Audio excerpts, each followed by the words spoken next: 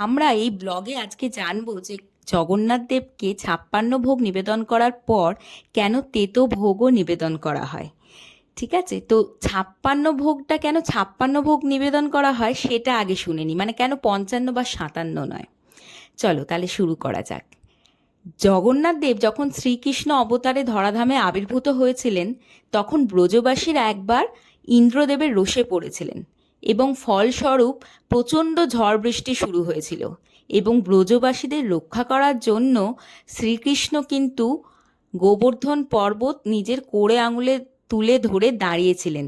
টানা 7 দিন ধরে চলেছিল সেই ঝড় বৃষ্টি, এবং এই 7 দিন ধরেই শ্রীকৃষ্ণ ওই একইভাবে কিন্তু দাঁড়িয়েছিলেন।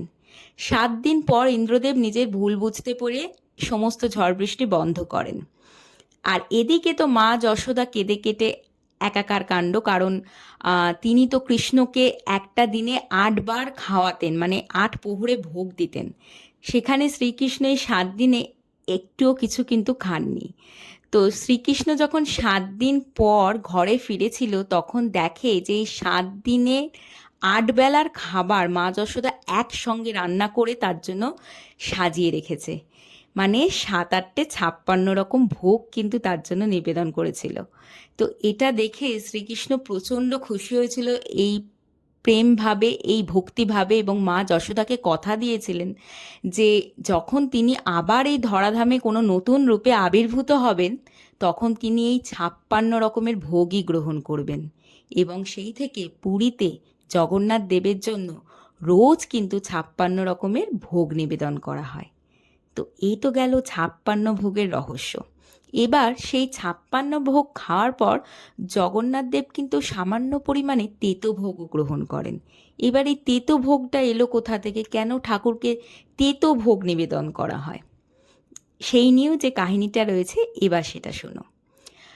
পুরীতে লেন্ডি মাতা নামে একজন জগন্নাথ দেবের ভক্ত ছিল, যে জগন্নাথ দেবকে একেবারে নিজের ছেলের মতো ভালোবাসতো, এবং সে ভাবতো রোজ ছেলেটা আমার 56 রকম পদ খায়, ঘিটি দিয়ে রান্না করা, এইভাবে খেতে থাকলে তো ওর শরীর খারাপ করবে, ওর তো হজমেরও কিছু প্রয়োজন, না হলে তো ও অসুস্থ হয়ে পড়বে। তো কি করবে মা হিসেবে, সে ঠিক করলো তাকে রোজ একটু করে তেতো ভোগও নিবেদন করতে হবে। তাই সে নিজেই নিম পাতা দিয়ে একটা বড়ির মতো জিনিস তৈরি করতো, যেটাকে সম্ভবত উড়িয়া ভাষায় পিটা বা পিটা বলা হয়। হ্যাঁ, তো সেইটা তৈরি করে একটা বাটিতে করে রোজ মন্দিরে নিয়ে গিয়ে প্রভু জগন্নাথ দেবকে নিবেদন করতো, এবং বাড়ি এসে খুব খুশি হয়ে শুতো এটা ভেবে যে ছেলেটার আজকে কিন্তু আমার হজম হয়েছে, ছেলেটা আমার তেতুভোগ খেয়েই শুচ্ছে, ঘুমোতে যাচ্ছে আর কি। তো এইভাবে বেশ ভালোই চলছিল। তো একবার মন্দির মেরামতির কাজ চলছে, তখন সেবায়িত আর পাণ্ডারা ছাড়া আর কেউ আর কি ঢুকতে পারবে না, কোনো দর্শনার্থীকে ঢুকতে দেওয়া হচ্ছে না। তো এরমভাবে লেন্ডি মাতা যখন তার ওই বাটিটা নিয়ে জগন্নাথ মন্দিরে গেছে, গার্ডেরা তো যথারীতি আটকে দিয়েছে, বলছে এই তুমি ভেতরে যাচ্ছ কেন, এখন মন্দিরে সেবায়িত ছাড়া তো কেউ ঢুকছে না, তুমি জানো না? তখন বলছে যে না আসলে আমার ছেলে তো ভেতরে, তাই আমি যাচ্ছি, আমাকে তো যেতেই হবে। বলছে কে তোমার ছেলে, তোমরা কেমন দেখতে তাকে, তুমি বলো আমাকে, আমরা তাকে বাইরে বের করে আনছি। বলছে আমার ছেলের স্বাস্থ্য খুব ভালো, খুব বড় বড় চোখ, হাত দুটো একটু ছোট, পা কিন্তু দেখাই যায় না। শুনে গার্ডগুলো বলছে তুমি কি আমাদের পাগল পেয়েছো নাকি, এরকম দেখতে কোন মানুষের ছেলে হয়, যাও নিজে পাগল আর আমাদের পাগল বানাচ্ছে। এই বলে তাকে ঘাড় ধাক্কা দিয়ে বের করে দিয়েছে।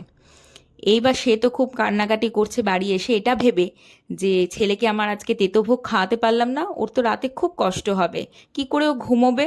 তো এই বলে তিনি খুব কাঁদতে কাঁদতে কিন্তু নিজেই ঘুমিয়ে পড়েছেন।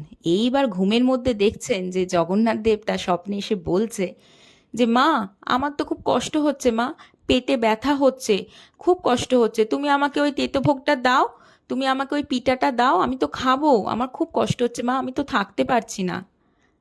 আর এই একই স্বপ্ন জগন্নাথ দেব পুরীর রাজাকেও কিন্তু দেখিয়েছিলেন, কিন্তু অন্যভাবে।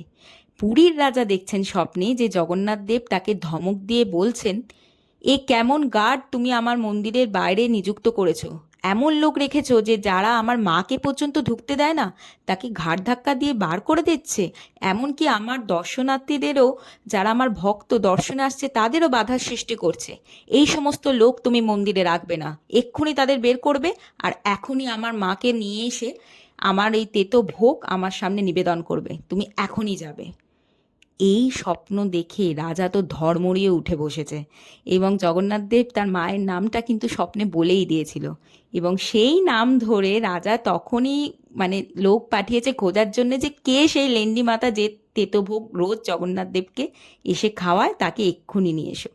তো তারা তো খুঁজে তাকে নিয়ে এসছে, এবং রাত্রিবেলা জগন্নাথ দেবকে তেতোভোগ নিবেদন করা হয়েছে, এবং তার পরদিন থেকে উনি রোজ আসতেন 56 ভোগের পর, তার হাতের তৈরি ওই তেতোভোগ কিন্তু জগন্নাথ দেবকে নিবেদন করা হতো।